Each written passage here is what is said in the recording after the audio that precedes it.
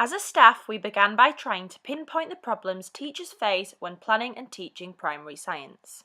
Many teachers perceive science to be a specialist subject that requires a great deal of subject knowledge and understanding. This leads to lack of confidence when delivering lessons. Many primary school teachers are not comfortable delivering practical science lessons. Because of the excitement of the children and the coordination of resources, they can be afraid of losing control or getting it wrong.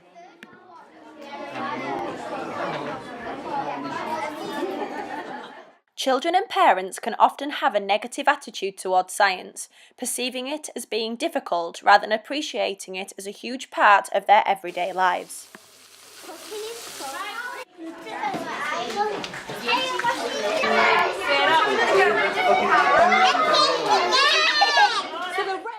As well as the effective teaching of science, we felt that ecology and sustainability should be embedded in our science curriculum as well as within our everyday life at school.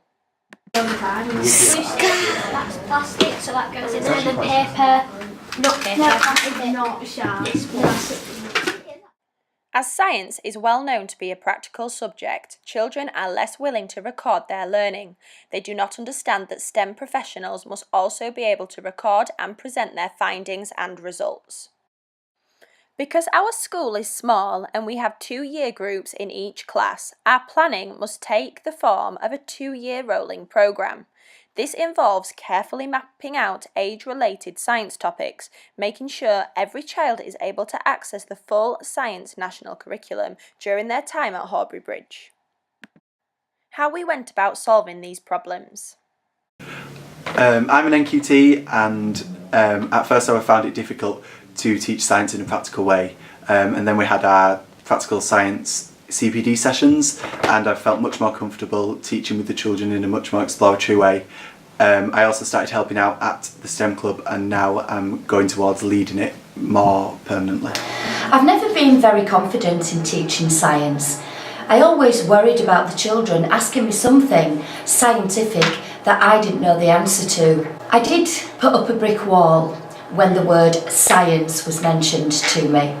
But now, with the science approach that is happening in our school, it's really helped me to break down the barriers. Through working with the children on lots and lots of practical activities, science is something I think now that we can all learn together, and there isn't always a right or wrong answer. What's made it grow? Water and sun. By mapping out a progression of practical skills, children's practical abilities should show a clear improvement year after year as our new planning continues to be implemented and reviewed. Grab it. The spin. What's it called again? That's very cool. Hi, I'm Emily. I'm from STEM Club. We've been doing assemblies on inspirational people and experiments, and we're looking to be role models for the younger children in school, and they can be scientists just like us. We decided we thought that we could use our knowledge from stuff we've learnt at school and we could share it in our community with the rainbows and use lots of different things and show them what it is, and they can do it themselves and learn loads of different things about science. And it's not just only boys that can do science, girls can also do it as well. Harvey. Well, I want to join STEM Club because I'm really intrigued to see what experiments I could do. I want to join STEM Club because hopefully I want a future in science. I want to join STEM Club because we get to do experiments and you get to be involved with the school in assemblies. I would like to join STEM Club because I really like working with other people on science and testing and experimenting and trying and failing. I want to join STEM because I've been inspired by Rolls-Royce to be a civil engineer. By giving our children the opportunity to meet real-life STEM professionals, it helped them to realise that STEM careers are accessible to everyone. 1, go! Whoa! As well as visitors, we have provided all children with the opportunity to experience science out of school. So we went to the Science Media Museum in Bradford, and it made me feel like science is everywhere. Even if you don't think it's there, it actually could be.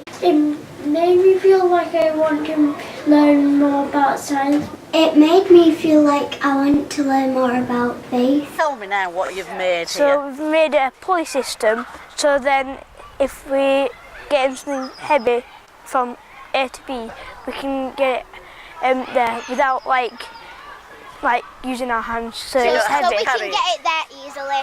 And how does that make it easier? Because then we don't have to lift something heavy up. Because it's already up, so then you just have to pull it. Thank you. George? It's different because there's more activities to do. Because you can only do a few in the fast schools, but then in fields, so there's just a lot more things you can do. There's a lot of variety, I like that, thank you. Dan? I liked it when we made catapults to try and get a water bottle onto the other side of the stream. I liked that one, yeah. What did that link to? Why were we doing that? It linked to our old topic, Challenge Chocolate Factory, trying to get the chocolate over to the other side of the stream. Like it. Imogen? When we go to Coxley, it can make things feel more exciting because it's the same things we'd do in a classroom but just in a different environment. Like it. I think that cooking is really good, especially how it links to our topic. And it also helps us with science because we're learning how some foods can do a certain effect on your body and how we eat properly to help our bodies grow big and strong when we're older. We encourage children to find science at home and share their science selfies. To measure the impact that promoting attitudes towards science has had on the school, we held a Science Open afternoon during Science Week. As the Mayor of the Wakefield District, it's been a pleasure to come to Albury School this afternoon to this engagement. This event that the school have put on regarding STEM. It stimulated the children's minds, their imaginations, and it's also helped them to learn while enjoying doing what they're doing. Been really impressed by some of the ideas they've shown, and now they've used them practically, and also used maths and English in collaboration with science. It's been a wonderful experience. The engagement from the kids, from the little ones in reception all the way through to year 6, has been fascinating, and I've learnt so much. There has been a thread flowing through all of this, and that's engagement with the kids.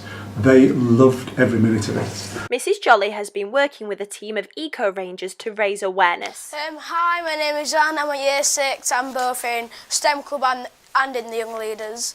It was at a Young Leaders meeting when I first came up with the idea of the Eco Passport.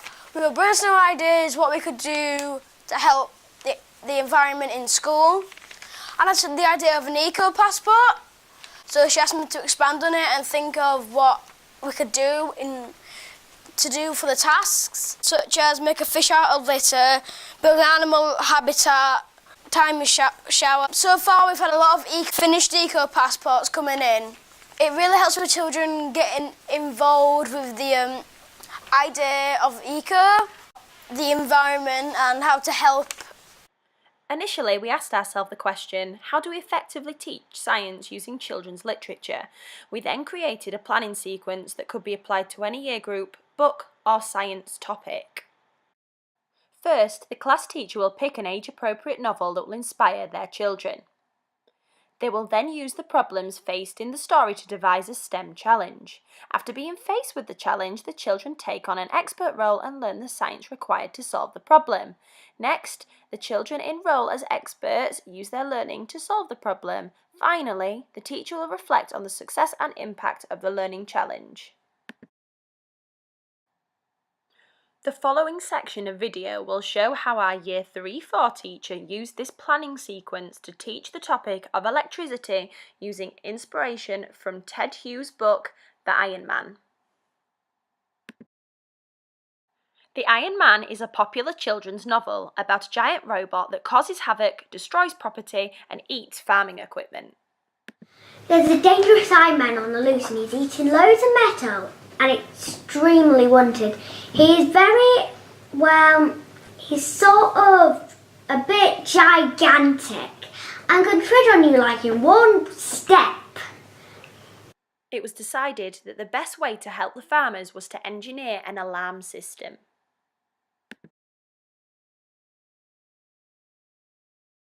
The children enrol as top-secret government scientists set to work learning about electricity. So it works with the crocodile clip. So we figured if we used it with this wires, it would work the same.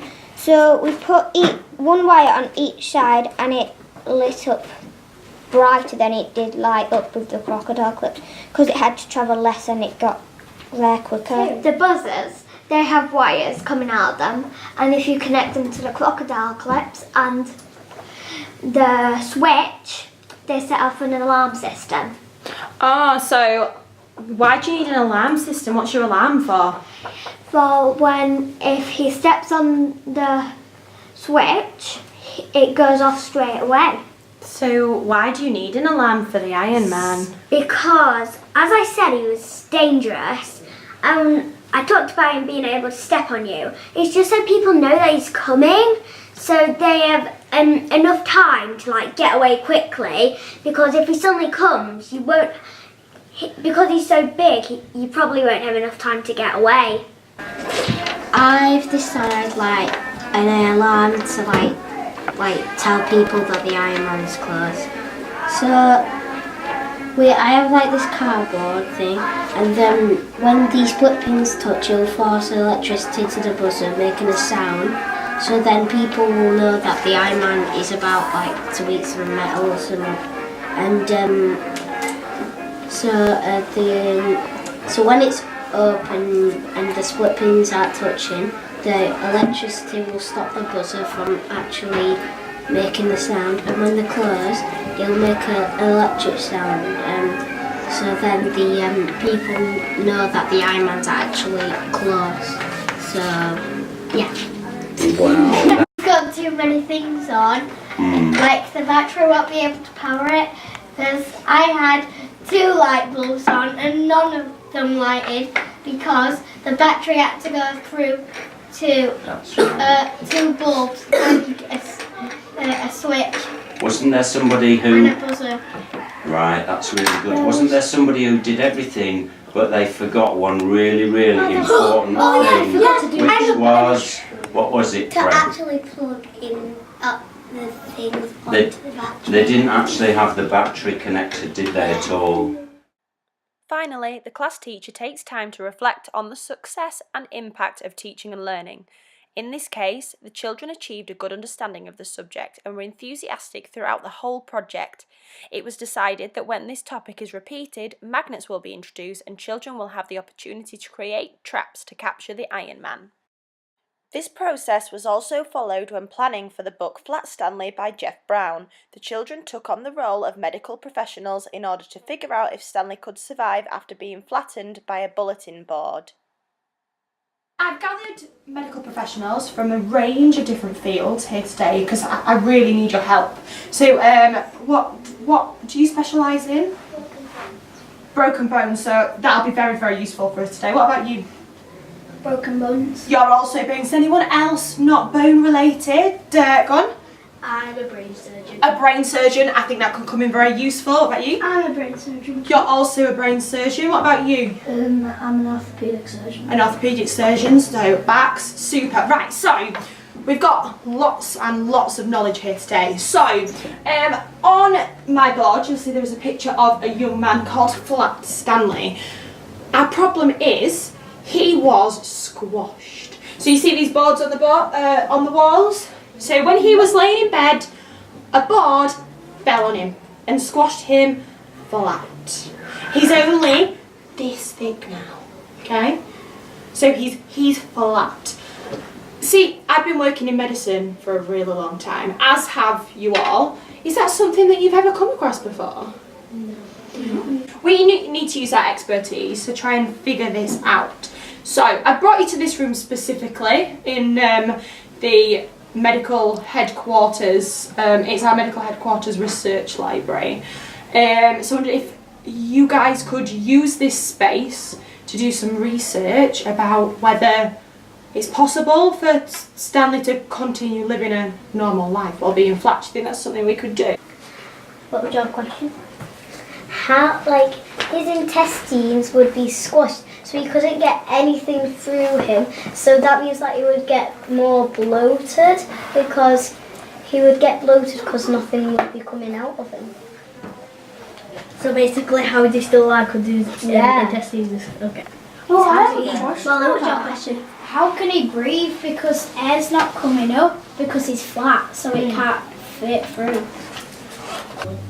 Yeah, it gave me inspiration to be a doctor, and I love acting. Year 5-6 also used the resource library while learning about space, inspired by the Green Book by Jill Patton Walsh. Planets. Can you imagine planets bigger than the world we live in? Amazingly, we have that to discover in our superb solar system. In this impelling report, you will unearth Uranus, that is a gas giant, menacing Mars, and jungle Jupiter. Read on to find out more.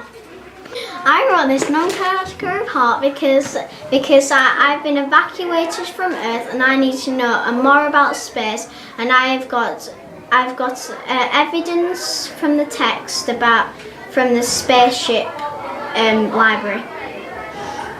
Over the last year, with the help of Rolls-Royce, we have been able to improve science teaching and learning within school and are beginning to branch out into the local community. Due to the completion of a solid 2-year rolling science curriculum, we're able to ensure that the project will continue to impact our school, its teachers, children and families for years to come.